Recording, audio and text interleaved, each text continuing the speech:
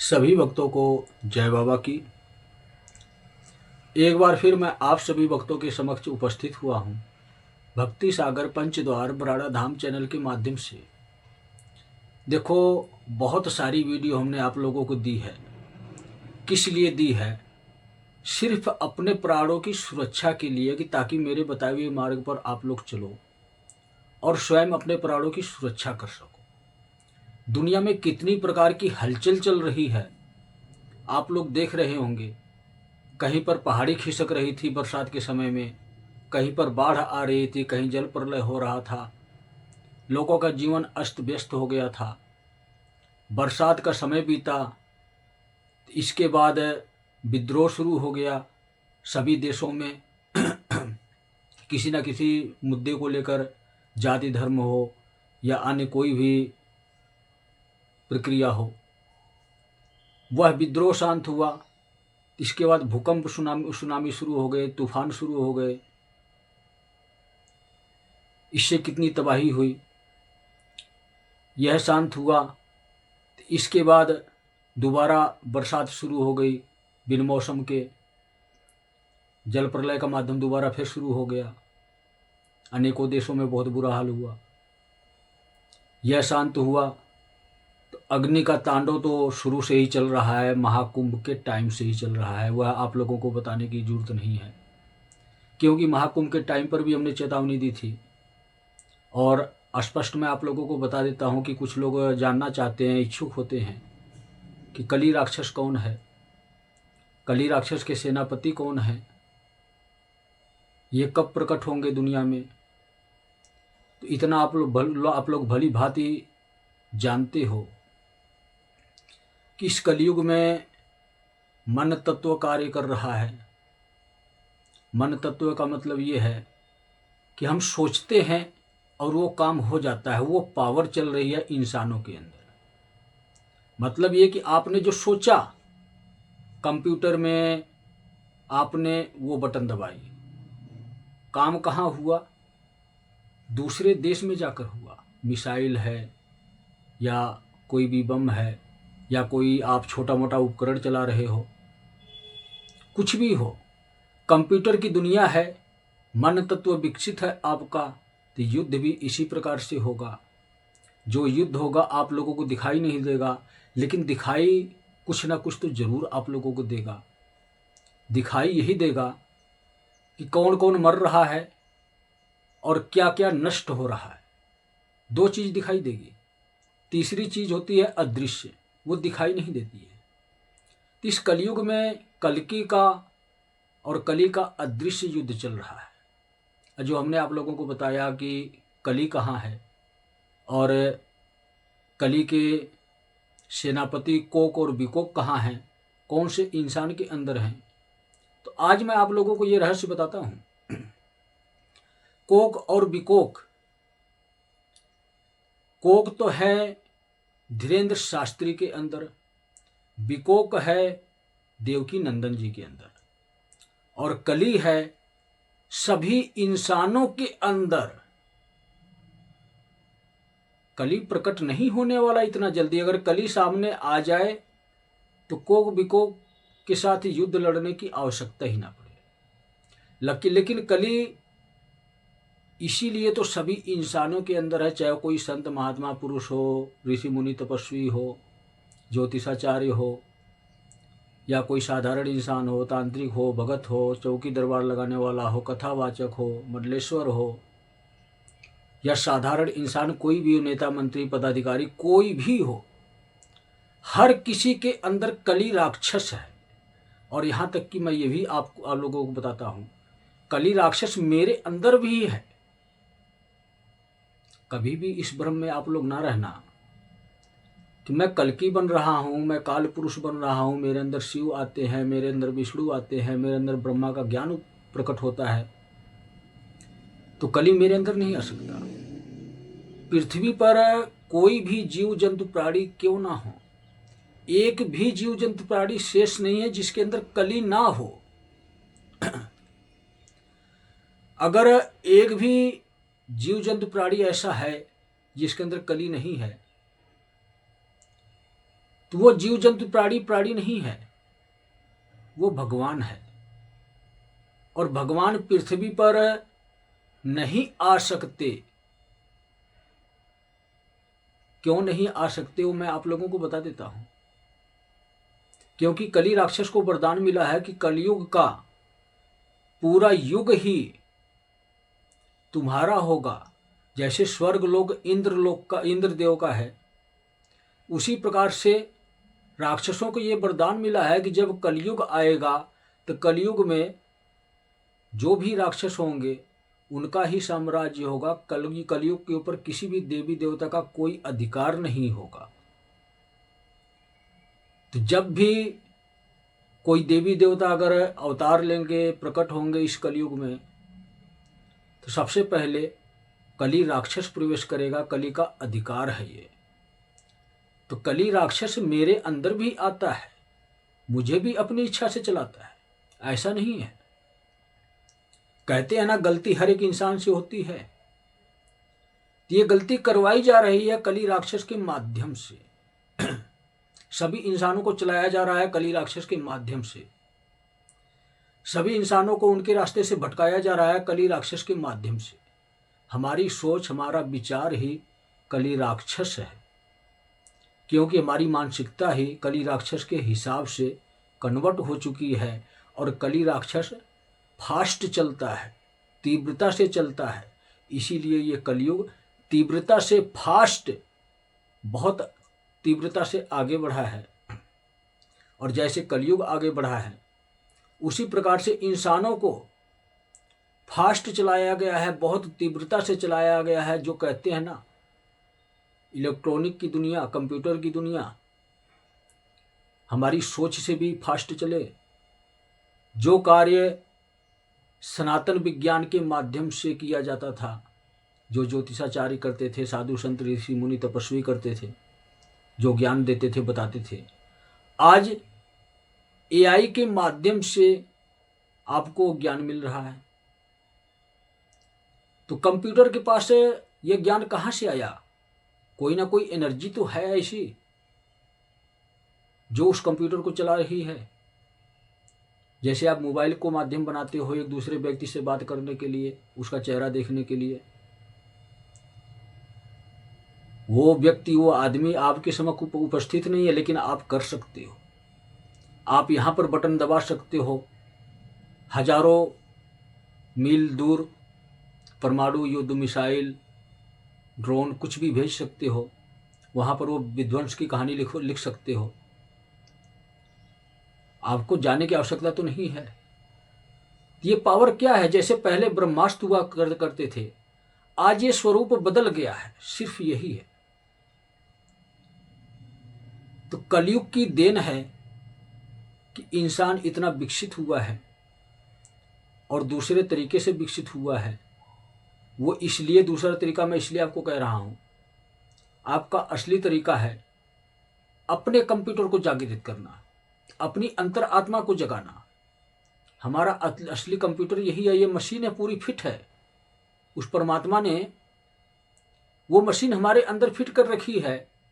हम इस मशीन को चालू करें, इस कंप्यूटर को चालू करें, अपने संदेश इस मशीन तक पहुंचाएं। कंप्यूटर की बटन आप कीपैड पर दबाते हो, हमें वो बटन अपने दिमाग में दबानी है। लेकिन इसके लिए हमें कर्म करना होगा, स्वयं की भक्ति करनी होगी। लेकिन ये कार्य कोई नहीं करता है। सभी लोग कलयुगी देवी देवताओं की पूजा पाठ भक्ति करते हैं, जितने भी देवी देवता हैं। सभी लोग तंत्र मंत्र की सिद्धियां करते हैं, सभी लोग चमत्कार दिखाते हैं, लेकिन स्वयं की भक्ति कोई नहीं करता है। कोई भी ये जानने की कोशिश नहीं करता है कि हमारी आत्मा हमारे शरीर में क्यों रहती है, जो हमारे शरीर को चलाती है, और उस आत्मा का स्रोत कौन है, कहाँ से उस आत्मा को शक्ति एनर्जी प्राप्त होती है। तो आपको सांसारिक कंप्यूटर की आवश्यकता नहीं है, अपने असली कंप्यूटर की आवश्यकता है। आप उसका इस्तेमाल करोगे तो आप वो सब कुछ देख पाओगे। लेकिन आज एक यंत्र के स्वरूप में आप लोगों को मिल चुका है कंप्यूटर, लैपटॉप, इलेक्ट्रॉनिक, जिसके माध्यम से आप कुछ भी करने में संभव हो। और ये संभव इसलिए आपको बनाया गया है, इतना पूर्ण आपको इसलिए बनाया गया है ताकि आप भगवान नाम की शक्ति को भूल जाओ और अपने ऊपर भरोसा रखो कि मैं ये कर सकता हूँ, क्योंकि आगे आने वाली दुनिया राक्षसों की दुनिया होती है। आपके दिमाग को कन्वर्ट कर दिया गया और आपके दिमाग में अब ये तो देखो, एआई की दुनिया, कंप्यूटर की दुनिया जो भी है, कितनी तीव्रता और फास्ट से चलती है। पहले आप लोगों को सिखाया गया कि मोबाइल में चिप लगाओ, सिम कार्ड लगाओ, इसके बाद मोबाइल का इस्तेमाल करो। लेकिन दूसरी प्रक्रिया आप लोगों को ये सिखाई जा रही है कि अब मोबाइल में छोड़ो, अपने आप में ही चिप लगा लो, यहाँ दिमाग में लगा लो, जहाँ से तुम्हारा दिमाग चलता है ना, जो इस शरीर का कंप्यूटर है, मशीन जो है, ये कीपैड है, यहाँ बटन दबाएंगे तो हमारी आत्मा काम करती है, तो हमारे दिमाग में चिप लग जाएगी। तो मतलब ये कि हम जो सोच रहे हैं, जो भी कर रहे हैं कार्य, वो सारा सीधा डायरेक्ट कली तक पहुँचे, हमारी आत्मा तक ना पहुँचे, उस भगवान तक ना पहुँचे, उस परमात्मा तक ना पहुँचे जो हमारे संदेश हैं, वो कली राक्षस के पास पहुँचे। जब ऐसे हो जाएगा, इंसानों के अंदर दिमाग में चिप लगना शुरू हो जाती, तो इंसान क्या होता? पागल हो जाता। पागल होने का मतलब समझते हो? किस लिए उसका जन्म हुआ है, उसको करना क्या है, ये सब कुछ भूल जाता और वो राक्षसों की इच्छा से चलता। और धीरे धीरे एक समय ऐसा आता, जैसे आप लोगों ने आज के समय में हॉलीवुड की फिल्म हो या बॉलीवुड की फिल्म हो देखा होगा, राक्षसों का या जो भी जैसे से सींग उल्टे सीधे निकले होते हैं, तो आपका शरीर ऐसे ही हो जाता कुछ समय बाद। ये मैं आगे का भविष्य आप लोगों को बता रहा हूँ।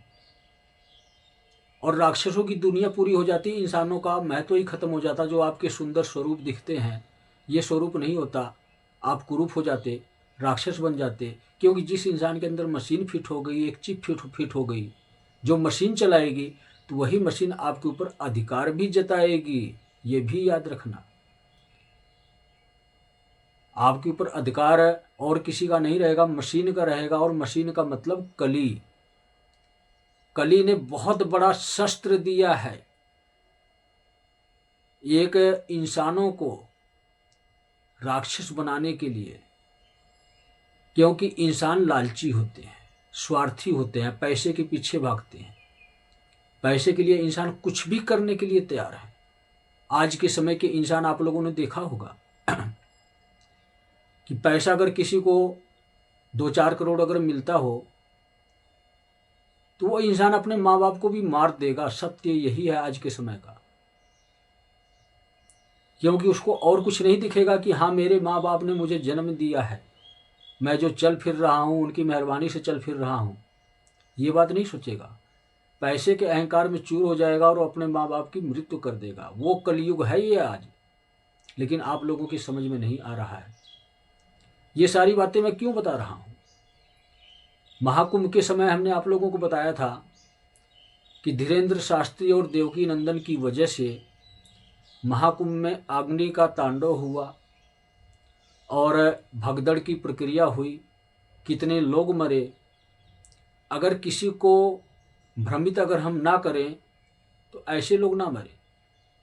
लेकिन क्या करोगे यार, आप लोग भी क्या करोगे?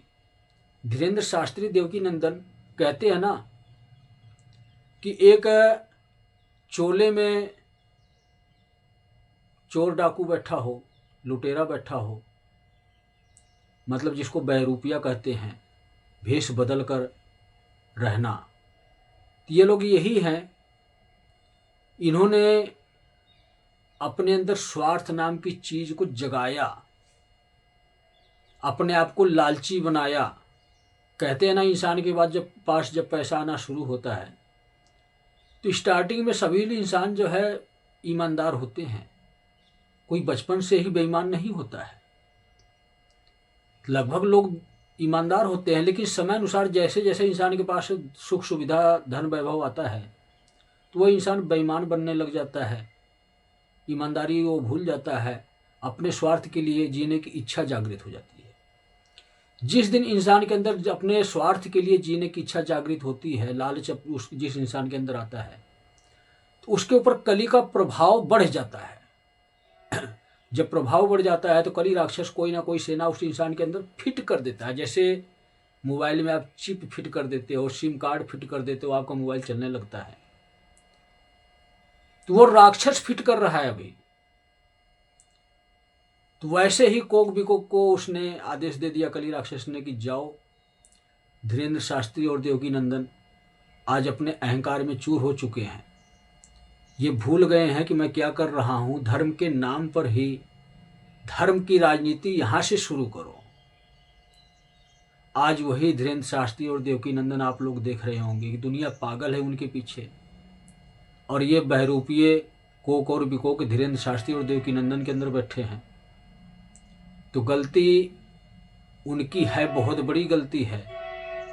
हम धर्म की गद्दी पर बैठते हैं, हम शास्त्र पुराणों का, ग्रंथों का अगर व्याख्यान करते हैं समाज के समक्ष, तो हमें स्वयं की भक्ति करना बहुत अनिवार्य होता है। जब हम स्वयं की भक्ति करते हैं तभी हम भगवान के नाम का प्रचार कर सकते हैं, तभी हम अधिकारी होते हैं। वो इसलिए ये कलयुग है। कलयुग में जब तक हम स्वयं को नहीं जगाएंगे तब तक हमारे अंदर से ये लालच नाम का अहंकार नष्ट नहीं होता है। यही कारण है कि आज वो कोक और बिकोक के पदाधिकारी हो चुके हैं और कली सभी इंसानों के अंदर है। कली अभी नहीं उपस्थित होने वाला।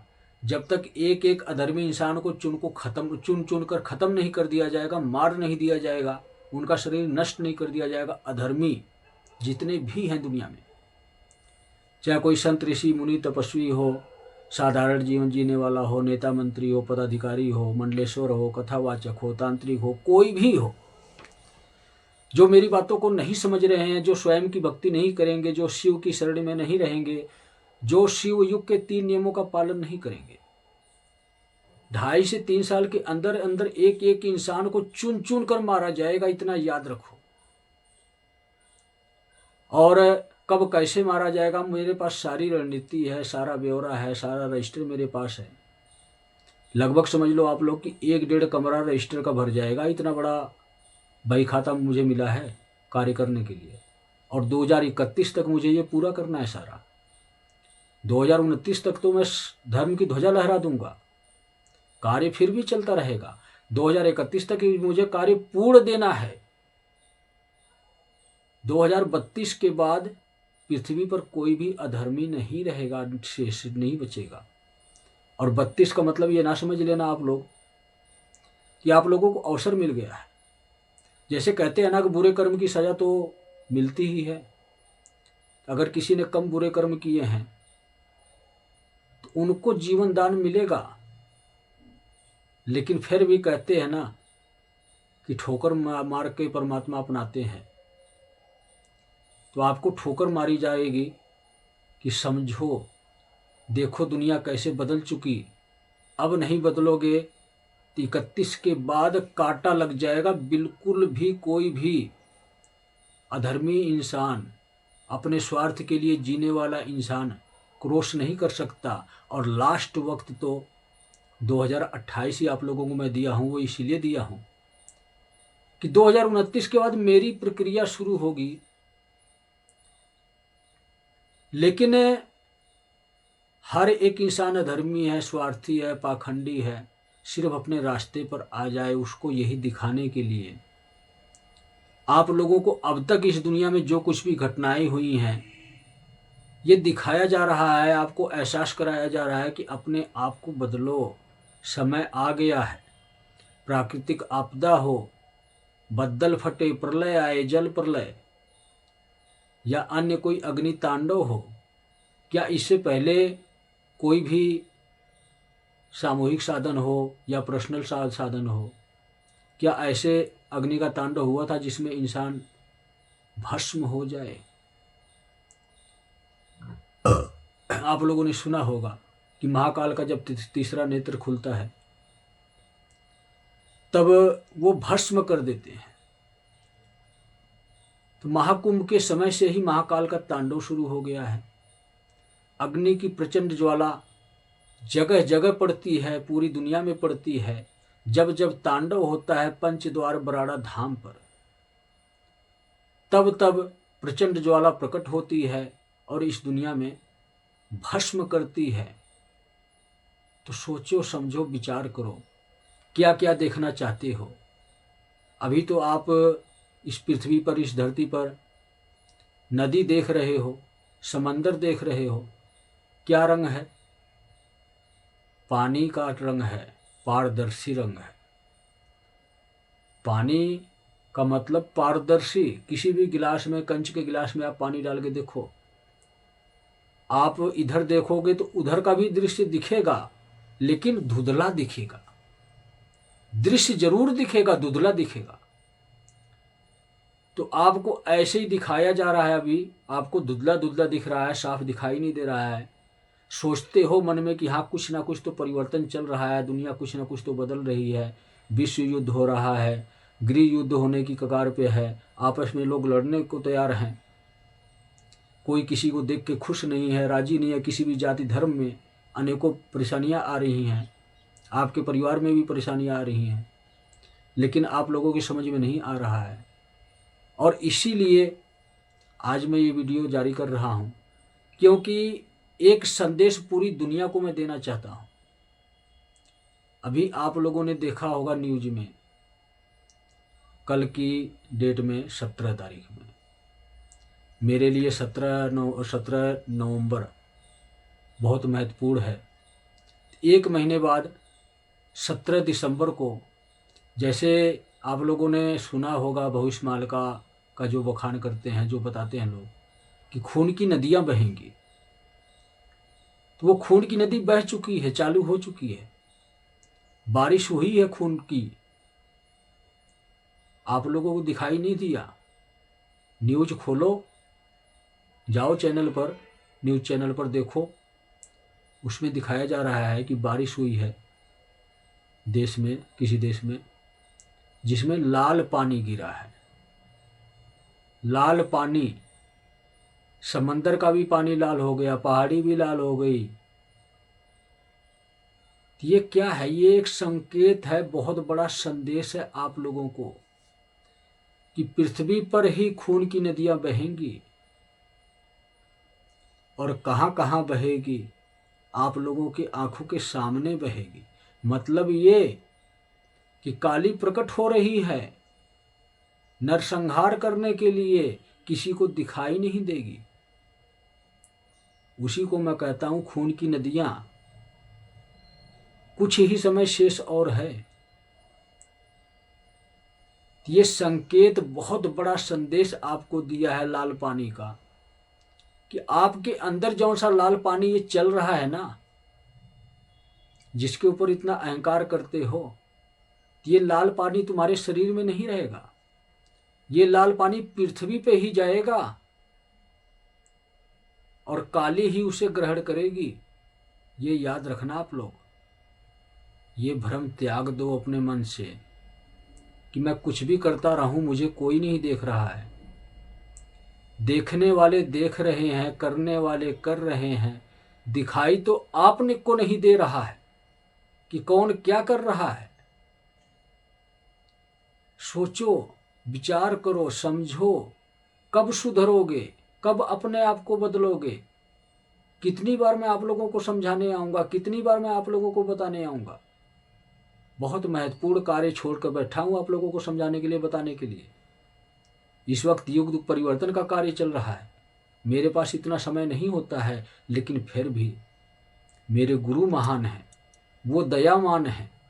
उनकी इच्छा है कि ये जो संदेश हमने दिया है पूरी दुनिया को, लाल पानी का, लाल बरसात का, समंदर भी लाल, नदी भी लाल, सड़क भी लाल, पहाड़ी भी लाल, सब कुछ लाल ही लाल, तो आपके शरीर में भी वही लाल रंग का ही खून है। और नहीं समझोगे, नहीं मानोगे, तो पृथ्वी को लाल करेंगे और आपके खून से लाल करेंगे जितने भी अधर्मी इंसान हैं। फिर बारिश ऊपर से नहीं होगी लाल पानी की, आपके अंदर जो लाल पानी है उसी को निकाला जाएगा और वह लाल पानी काली खुद रक्तपान करेगी। ये आखिरी संदेश है पूरी दुनिया के लिए। जिस तक भी वीडियो पहुंचानी है, संदेश पहुंचाना है, पहुंचा दो। बहुत बड़ा पुण्य का कार्य होगा।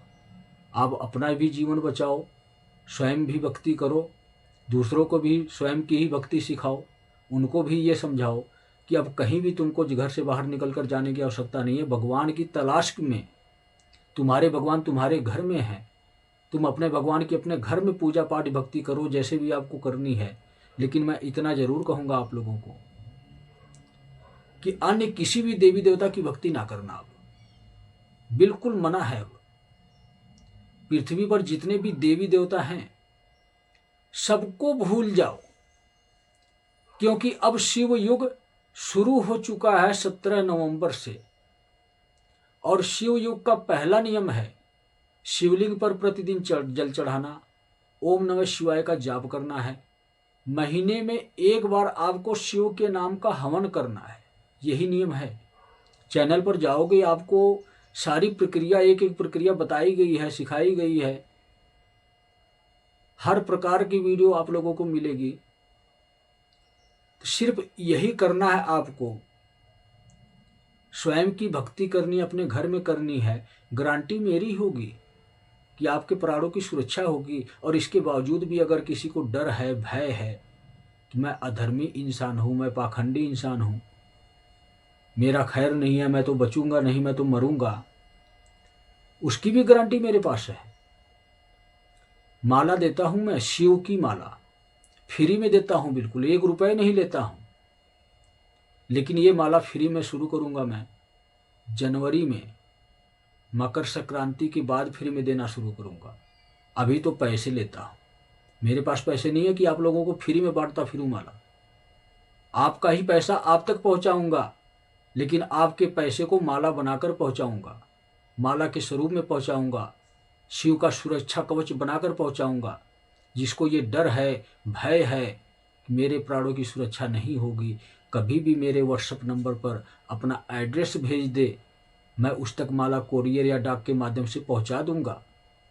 और मेरी गारंटी है कि सिर्फ आप यही 3 कर्म करो, चाहे आप किसी भी जाति या धर्म से रहो, हिंदू, मुस्लिम, सिख, ईसाई, कोई भी रहो, कितने भी अधर्मी इंसान क्यों ना हो, आपके प्राणों की सुरक्षा होगी जब तक युग परिवर्तन होगा। लेकिन अगर आप मेरे बताए हुए मार्ग पर चलते हो, शिव युग के नियमों का पालन करते हो, तो आजीवन काल तक आपके प्राणों की सुरक्षा होगी। यह माला सिर्फ युग परिवर्तन के लिए मिली है मुझे, अपने श्रेष्ठ गुरुदेव के माध्यम से मिली है मुझे। शिव की माला मिली है मुझे। किस लिए मिली है? मेरे लिए नहीं मिली है, मैं तो पूर्ण हो चुका हूं। आप लोगों के लिए मिली है, क्योंकि दुनिया में अनेकों अधर्मी इंसान हैं और उन अधर्मी इंसानों के अंदर कली वास करता है। कली को इसी शरीर में नष्ट करने के लिए, कली निकल कर भाग ना पाए अपनी इच्छा से, उसको सजा देने के लिए ये माला सुरक्षा कवच मिली है आपको, जो आपके शरीर की सुरक्षा करेगी और कली की शक्तियों को नष्ट करेगी। कली की शक्तियां हैं क्या? आपके अंदर जो बुराई है, जो बुरी सोच है, वो आपकी नष्ट होना शुरू हो जाएगी। जिस दिन आपके अंदर से बुराई और सोच नष्ट हो गई, उस दिन आप पूर्ण हो जाओगे। देखो, यही निवेदन करूंगा आप लोगों से, यही विनती करूंगा कि अन्य पाखंडियों की तरह मैं कोई बिजनेस या धंधा नहीं कर रहा हूं माला का। मैं अभी अपूर्ण हूं सांसारिक सुख सुविधा से। अपूर्ण इसलिए हूं कि हमें पृथ्वी पर ही आकर पृथ्वी के नियमों को सीखना है और उसमें से चुनाव करना होता है कि कौन सा नियम इंसानों के लिए उचित होगा। और दुनिया में किस प्रकार के कैसे कैसे लोग इंसान हैं, स्वार्थी, पाखंडी, अहंकारी, अनेकों प्रकार के इंसान हैं। तो हम अनेकों लोगों के बीच जाएंगे, तभी हमें पहचान होगी कि कौन सा इंसान किस प्रकार का होता है। तो पृथ्वी पर आकर बहुत कुछ सीखना होता है। इसलिए अब की बार शिव की इच्छा थी कि मुझे अन्य किसी शरीर में नहीं प्रवेश करना है, मुझे एक गरीब असहाय इंसान के शरीर में प्रवेश करना है। इसलिए अब की बार किसी राजघराने में कल्कि नहीं आए हैं, अब की बार भगवान अपने भक्तों के घर में आए हैं। और घर होता है एक गरीब आदमी का घर। अमीर आदमी की तो बिल्डिंग होती है, हवेली होती है, कोठी होती है। भगवान हमेशा भक्त के पास रहते हैं। तो आज उसी भगवान की इच्छा के अनुसार उन्हीं का प्रसाद समझ लो है इंसानों के लिए। भगवान का प्रसाद खाकर भक्त का कल्याण होता है। और आपको अब की बार पहली बार प्रसाद स्वरूप में शिव का सुरक्षा कवच, शिव की माला मिल रही है, फ्री में मिल रही है। जनवरी में मकर संक्रांति के बाद शुरू हो जाएगी फ्री में मिलना। अगर किसी को यह भय सताता है कि मेरी मृत्यु होनी है तो वो माला मंगवा सकता है। मेरे व्हाट्सएप नंबर पर आप मैसेज डाल सकते हो। लेकिन इससे पहले अगर कोई माला मंगवाने के इच्छुक है तो उसको पैसे से माला दिया जाएगा। और उस माला की कीमत तो वैसे लाखों करोड़ों में भी नहीं आकी जा सकती है, लेकिन आपको मात्र 250 रुपये में दिया जाएगा, क्योंकि इस माला का 250 रुपये खर्चा पड़ जाता है। तो 250 रुपये में 251 रुपये हमने रखा है उस माला की कीमत। कोई कहीं से भी मंगवाने की इच्छुक है तो मंगवा सकता है। यह कोई बिजनेस नहीं है, क्योंकि बिजनेस वो होता है जिसमें अपना स्वार्थ छिपा होता है। तो यह माला मैं सिर्फ आपके प्राणों की सुरक्षा के लिए वितरण करना चाहता हूँ, आप लोगों तक पहुँचाना चाहता हूँ। जिसको भी अपने प्राणों की सुरक्षा करनी है वह माला मंगवा सकता है। लेकिन बस बार बार एक ही बात कहता हूँ कि शिव युग के नियमों का पालन अवश्य करें। माला के साथ आपको हवन यज्ञ करने की प्रक्रिया भी उसी में आपको कागज़ मिलेगा, लिस्ट मिलेगी। हवन करने की प्रक्रिया भी बताई गई है और शिव युग के जो नियम हैं वो भी समझाए गए हैं। तो उन नियमों का अगर आप पालन करोगे तो आपका जीवन भी बदल जाएगा, आप भी सुरक्षित हो जाओगे और आपकी मृत्यु कभी नहीं होगी उस परमात्मा की मर्जी के बगैर। जब रजिस्टर में नाम आपका आएगा, जब नंबर आपका पड़ेगा, तब ही आप जाओगे। इससे पहले किसी में भी ये दम नहीं है कि जो आपको मृत्यु की सज़ा दे सके। तो सभी भक्तों को जय बाबा की।